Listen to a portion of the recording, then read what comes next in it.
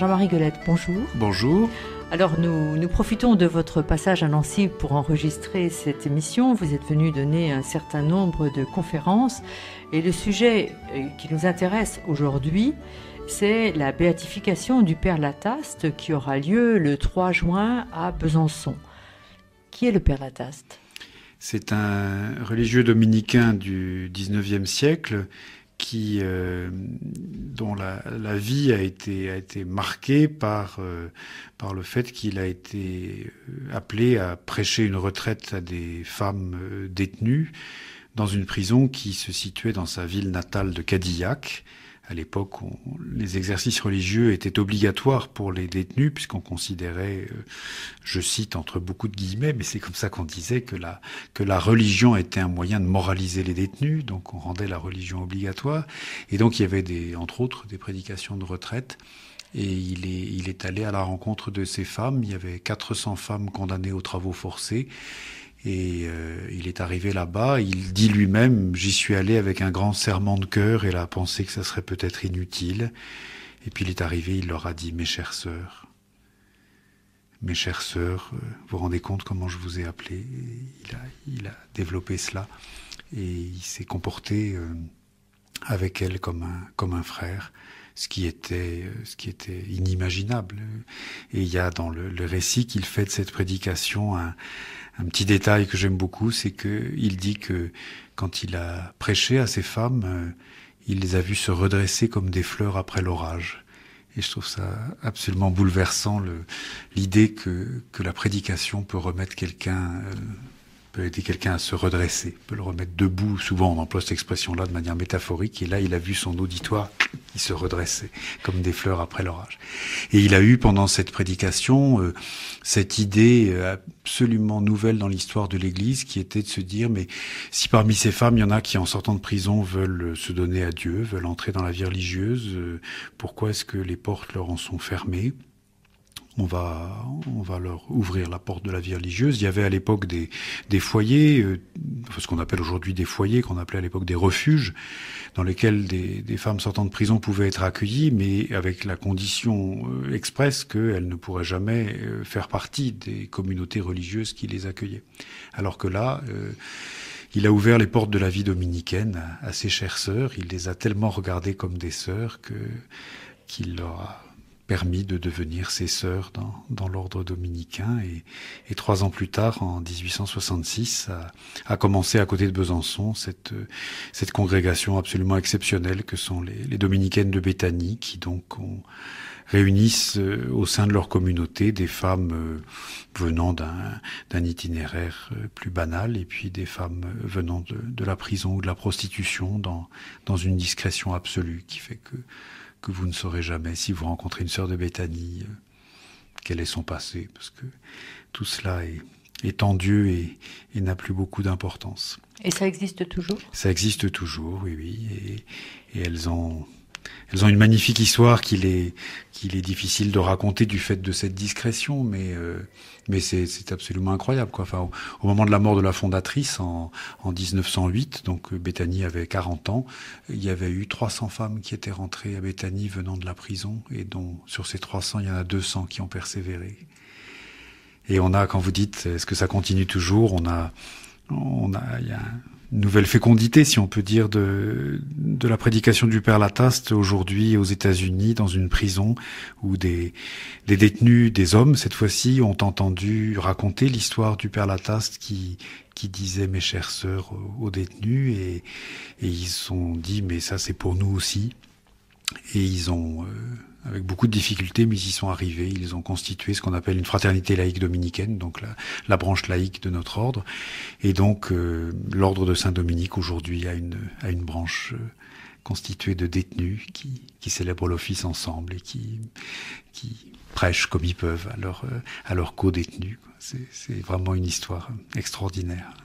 Alors, c'est parce que vous la trouviez extraordinaire, parce qu'on vous l'a demandé, que vous avez écrit un livre sur cette histoire ? Oh, j'ai pas simplement écrit un livre.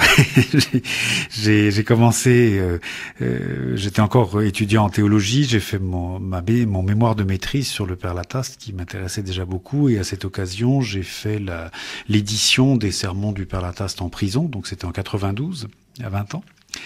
Et puis, comme j'avais fait ce travail historique un peu sérieux, avec en particulier beaucoup de recherches sur les archives de la prison où il a prêché, il m'a été demandé de devenir ce qu'on appelle le vice-postulateur de sa cause de béatification, c'est-à-dire que j'ai été chargé de rédiger le rapport de synthèse sur lequel le Saint-Siège se détermine pour décider de la béatification. Donc c'est un gros rapport qui fait 600 pages quand même, donc ça a demandé 4 ans de travail. Et puis ensuite, j'ai dû m'occuper du miracle, puisque un bienheureux, c'est quelqu'un qui a eu non seulement une vie exemplaire, mais en plus qui a fait un miracle. Donc j'ai fait aussi le rapport sur le miracle. Et puis en effet, il y a 2 ans, j'ai publié une version allégé, si on peut dire, de ce gros travail de la béatification pour présenter une biographie du Père Lataste. Et j'ai pris comme titre une expression qui est du Père Lataste quand il parlait des détenus de Cadillac. Il disait ces femmes qui m'étaient si chères, ces femmes qui étaient mes sœurs après tout, mes sœurs en Adam, mes sœurs en Jésus-Christ. Donc j'ai pris comme titre du livre ces femmes qui étaient mes sœurs, parce que je crois que c'est l'essentiel du Père Lataste, là, cette conviction d'une fraternité profonde qui ne repose en rien sur un élan affectif. Il n'est pas du tout devant les détenus à dire mes petites chéries comme vous m'êtes sympathique. Et il raconte quand il est rentré dans la salle où il y avait les détenus, il raconte, je les ai trouvées vraiment repoussantes. Et c'est au moment où il ressent cette... Et en effet, je comprends cela. Quand on est devant 400 femmes condamnées par des cours d'assises, donc elles avaient toutes du sang sur les mains, quand vous êtes le seul dans une pièce à ne pas être condamné, enfin ça vous laisse pas indifférent. Hein. Et là-dessus, il dit, mes chères sœurs, quoi, c'est immense. C'est vraiment une inspiration d'amour ? Oui, enfin, moi je dirais plutôt de charité. Enfin, charité. Je crois que c'est vraiment quelqu'un avec lequel il faut réhabiliter ce mot de charité au sens que c'est un amour théologal, quoi. C'est au nom du Christ, mes sœurs en Adam, mes sœurs en Jésus-Christ. Hein. C'est-à-dire que c'est pas un amour. Il y a rien de, on pourrait dire, il y a rien de l'ordre de la sympathie là-dedans. Nous sommes des frères et des sœurs en Jésus-Christ, et il a une conviction extraordinaire de la dignité de l'être humain, enfin, de cette dignité, on pourrait presque dire, en laquelle Dieu croit toujours, quel que soit notre passé, quel que soit ce que nous avons pu faire. Il y a des réflexions étonnantes chez le Père Lataste sur le fait que Dieu nous commande de l'aimer, par exemple. Il dit, mais l'amour de Dieu est un commandement, c'est la preuve que Dieu nous respecte. Il nous croit capable de l'aimer. Il dit, est-ce que vous allez jamais vous approcher d'un mendiant dans la rue en lui demandant d'être votre ami? Ben pourtant, c'est ce que Dieu fait avec vous. L'actualité des services et mouvements diocésains, c'est dans Église en marche avec Pascal Michotte sur RCF Jéricho. Alors cette béatification, ce procès en béatification, il est commencé depuis longtemps ? Oh là oui, il a commencé en 1937. Et ça a été très long pour des tas de raisons. Enfin, ça a été compliqué avec des changements de procédure liés au concile, etc. Enfin bref, à chaque fois qu'on commençait à avancer un peu, il fallait recommencer à zéro. Et ben moi, je suis embarqué là-dedans depuis 20 ans quand même. Hein. Donc la position, donc ce fameux rapport sur lequel le Saint-Siège se détermine, a été déposé en 96. Les vertus ont été reconnues en 2007. Et le miracle vient d'être reconnu par le pape. Donc ça a été un long parcours, des moments où je me disais mais est-ce que je la verrai, cette béatification, et puis ça nous est donné, et c'est un moment très très fort puisque jusqu'à présent on pourrait dire c'était un peu une affaire de famille, et que maintenant on va partager cette belle histoire et cette belle figure avec l'Église, quoi, et entre autres avec le diocèse de Besançon avec lequel on travaille très activement pour préparer cette fête. Donc elle aura lieu le 3 juin à Besançon. Comment ça va se passer? Qu'est-ce qui va se passer? Oh c'est assez simple. Enfin, c'est assez simple. La fête va être énorme, mais le rituel, je dis, a quasiment pas de rite, quoi. Enfin, il s'agit simplement que la messe sera présidée par le cardinal Amato, qui est le préfet de la Congrégation pour la cause des saints à Rome, qui est là comme délégué spécifique du pape pour cette cérémonie, et il va lire le décret du pape. La béatification, au sens strict, c'est le pape qui autorise le culte public d'un chrétien. Donc, qui autorise les fidèles à prier cet homme au lieu de prier avec lui enfin, c'est une forme particulière de la communion des saints. Et donc, on lit le décret du pape qui autorise le culte et qui va donner la date de sa fête. Et puis, à ce moment-là, il y a ce geste émouvant et symbolique. Jusqu'à présent, on ne peut pas mettre une image du Père Lataste devant les fidèles, parce que il n'y a pas de culte du Père Lataste. Et là, va y avoir, comme à Rome, un grand portrait du Père Lataste qui va être dévoilé, un grand truc de 4 mètres de haut qui va être dévoilé devant l'assistance. Et puis c'est aussi l'autorisation de pouvoir prier devant ces reliques. Et donc, il y a une chasse avec ces reliques qui va être portée en procession à travers toute la foule. On attend 6-7 000 personnes. Hein. C'est une grande histoire. Donc, au parc des expositions de Besançon, avec une foule qui va être assez bigarrée, puisqu'il s'agit du Père Lataste. Et donc, il y aura non seulement les fidèles et les prêtres de Besançon, mais pas mal d'anciens et d'anciennes détenus que on mettra pas un projecteur de poursuite pour les signaler, puis ils sont là. Il y aura sans doute une délégation des États-Unis, alors pas des détenus, mais des gens qui les accompagnent autour d'eux. Il y aura des membres de la famille Lataste, puisqu'il y a dans la région de Bordeaux, il y a encore pas mal de des descendants des frères du Père Lataste, qui sont évidemment très fiers que l'arrière-grand-oncle soit béatifié, et puis toute une délégation du diocèse de Bordeaux, enfin ça, et puis des frères et des sœurs dominicains venant d'un peu partout.